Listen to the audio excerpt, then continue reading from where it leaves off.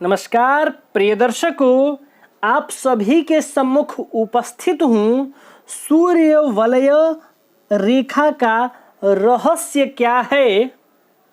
सूर्य वलय यानी रवि वलय अथवा रवि मुद्रा रेखा का रहस्य क्या है? और यह रेखा यदि हथेली में बनी हुई दिखाई पड़े तो उस रेखा का हमारे जीवन पर कैसा प्रभाव पड़ता है, यह जानेंगे। और साथ ही साथ हम यह भी समझेंगे कि यह रेखा हथेली में किस प्रकार से बनती है।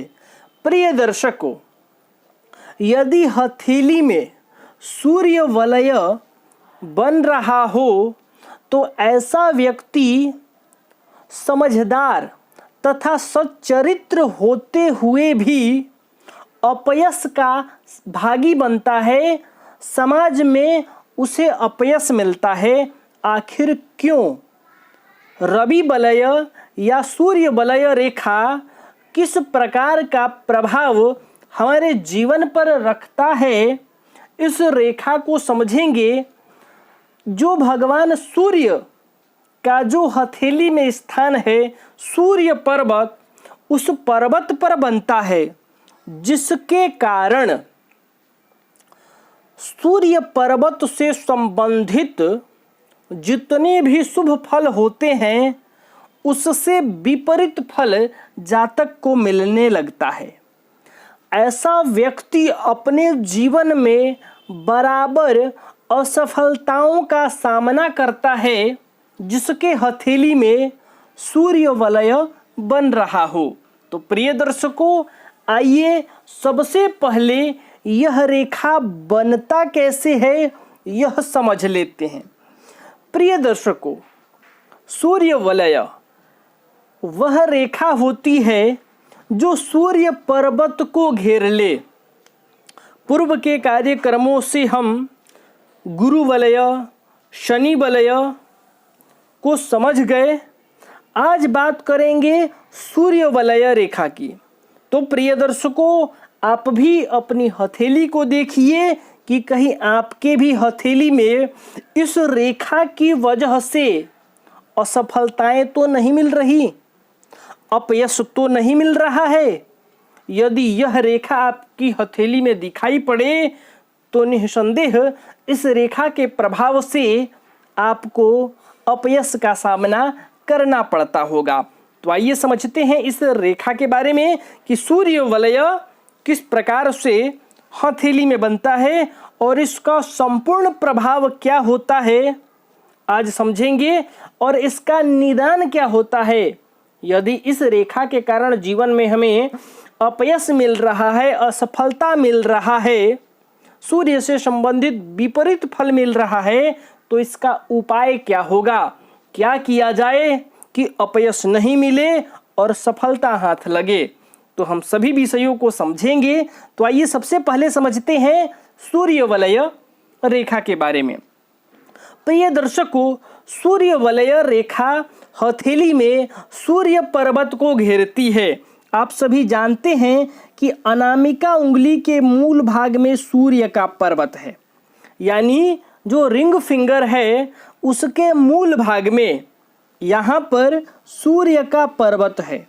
अब यदि कोई रेखा इस पर्वत को घेर ले, वह रेखा सूर्य वलय या रवि वलय या सूर्य मुद्रा कहलाती है।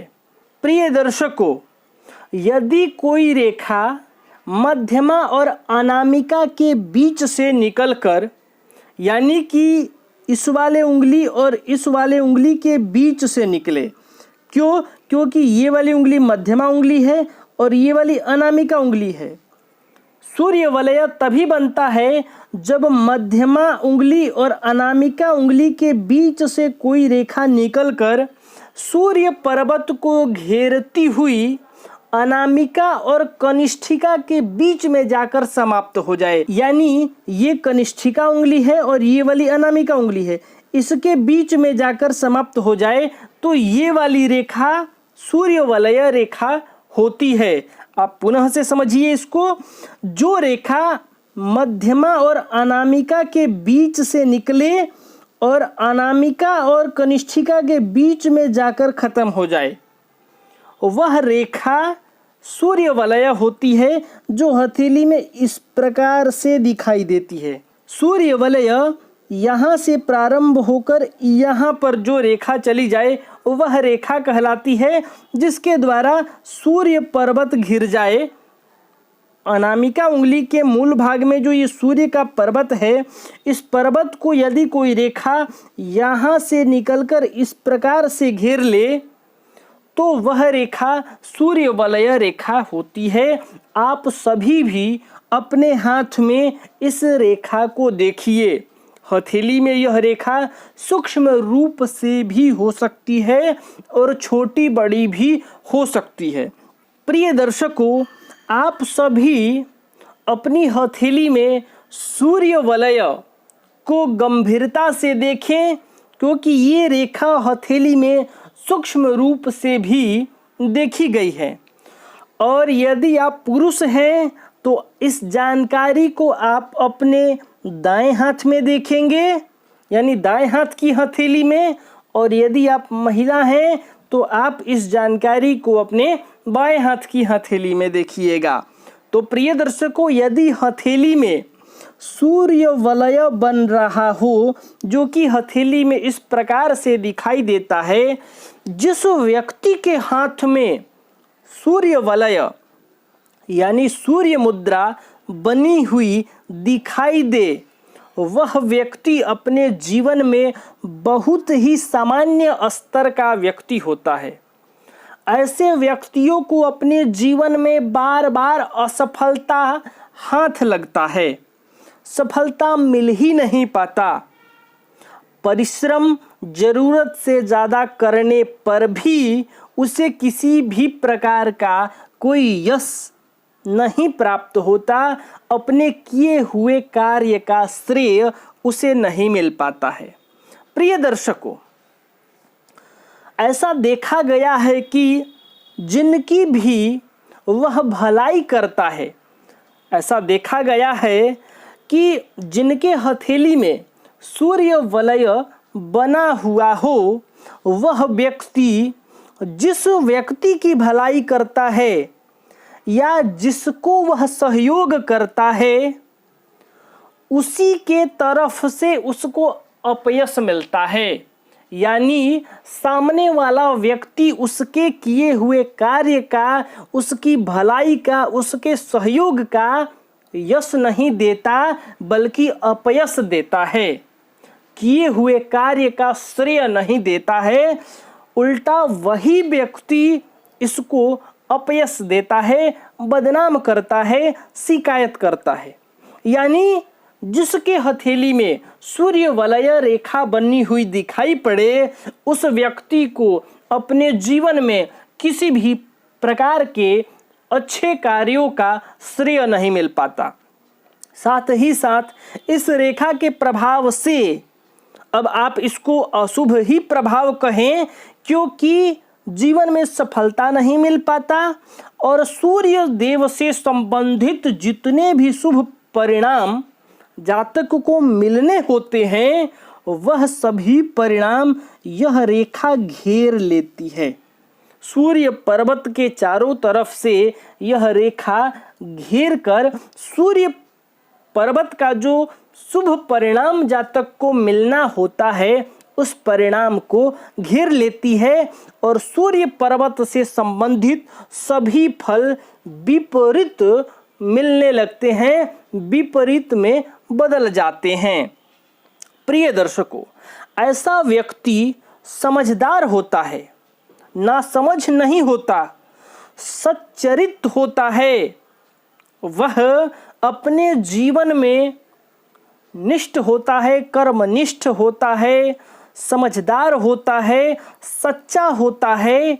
फिर भी उसको इस रेखा के प्रभाव से जीवन में अपयश का सामना करना पड़ता है और सामाजिक जीवन में उसे कलंकित होना पड़ता है। ऐसे व्यक्ति अपने जीवन से निराश ही रहते हैं जिनके हथेली में सूर्य वलय बना हुआ है। तो प्रिय दर्शकों, आप भी अपनी हथेली को ध्यान पूर्वक देखिए कि कहीं आपके भी हथेली में तो यह रेखा नहीं बन रहा, जिसके वजह से आपको सफलता नहीं मिल पा रही है। तो प्रिय दर्शकों, यदि असफलता के पीछे यह रेखा है तो आज मैं आपको इसका उपाय भी बताने वाला हूं। यदि हथेली में सूर्य वलय बना हुआ है तो आप भगवान सूर्य को 3 अर्घ प्रदान करिए, या फिर आप एक और उपाय करिए।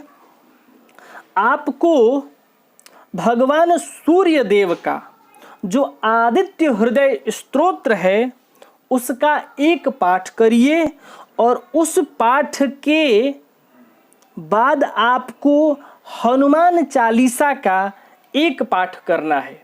और यदि आप चाहें तो हनुमान चालीसा के पाठ से आदित्य हृदय स्तोत्र का संपुट भी कर सकते हैं। यानी हनुमान चालीसा का पाठ करिए, फिर आदित्य हृदय स्तोत्र का पाठ करिए, और फिर एक हनुमान चालीसा का पाठ कर लीजिए। इससे यह होगा कि हनुमान चालीसा से आदित्य हृदय स्तोत्र का जो पाठ है वह संपुटित हो जाएगा।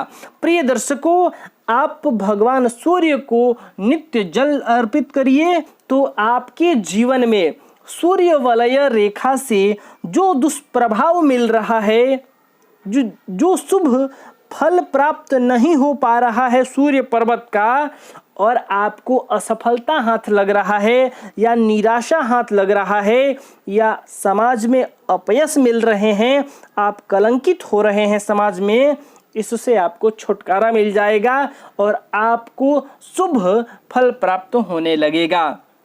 तो प्रिय दर्शकों, सबसे पहले आप अपनी हथेली में सूर्य वलय रेखा है कि नहीं यह देखिए, और यदि है तो भगवान सूर्य को अर्घ प्रदान करिए और हनुमान चालीसा से संपुट करके आदित्य हृदय स्तोत्र का एक पाठ डेली करिए।